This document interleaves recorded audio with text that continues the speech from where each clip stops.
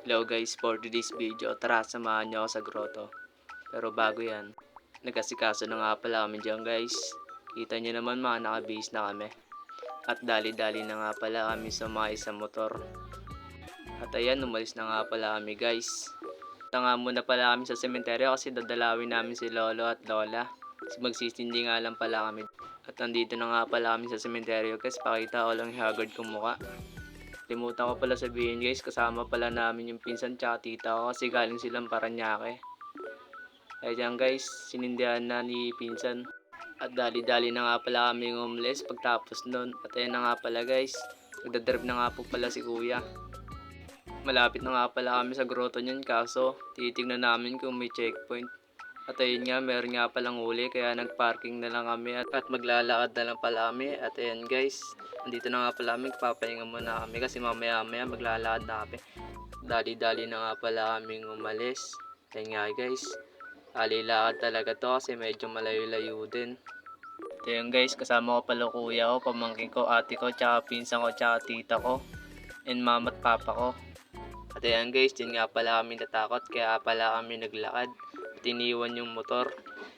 Mga ilang sandali lang guys, nandito na nga pala kami sa grotto. Papasok lang pala kami guys. Ayan guys, pasensya nyo na yung mukha ko, si haggard na talaga ako.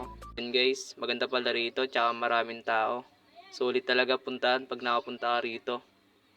At dali-dali ko nga palang pinahawakan kay ate yung cellphone para videoan ako. Nagpagengeng ka pa kanina pre. At nakuha pala si kuya dito sa camera. Ang pogi mo naman idol. At pinicturean nga pala ng ate ko yung pamangkin ko.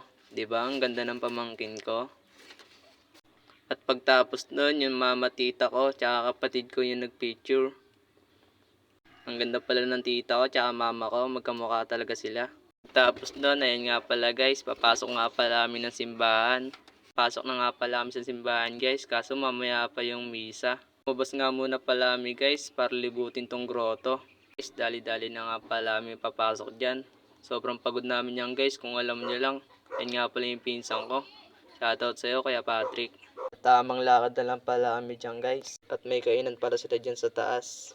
At dali-dali ko nga pala pinahawakan kay ate. Kita nyo naman sa mga guys, tsaka sa leg ko, pawis na ako. At binasa ko pala to guys, yung nakasulat dyan. Pagtapos nun, nandito nga pala yung kuya ko tsaka pamangking ko. Ginagawa mo dyan idol. Tamang lakad na lang muna pala kami dito guys, tsaka ang daming tao. Kada lakad nyo pala guys, may kita nyo si Jesus. At ayun guys, hawak na pala ni Jesus yung cross dito. Sobrang naantig pala ako sa mga nakikita ko dito guys. Kaya dapat palagi tayo nagdarasal sa kanya, nasa simbahan ka man o wala. Dali na nga pala kami naglakad. Sobrang lawak pala dito guys. May kuweba nga pala dito guys, pumasok nga pala kuya ko. At sobrang dami palang puno dito guys. Sulit talaga punta mo dito guys, kaso nakakapagod lang.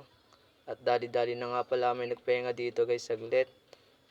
At kita nyo naman sa mukha ko guys, halatang pagod na pagod na. At ayun nga pala yung ate ko, tsaka pamangkin ko, tsaka bayo ko. Pagod na talaga sila. Tsaka kami pagod na rin.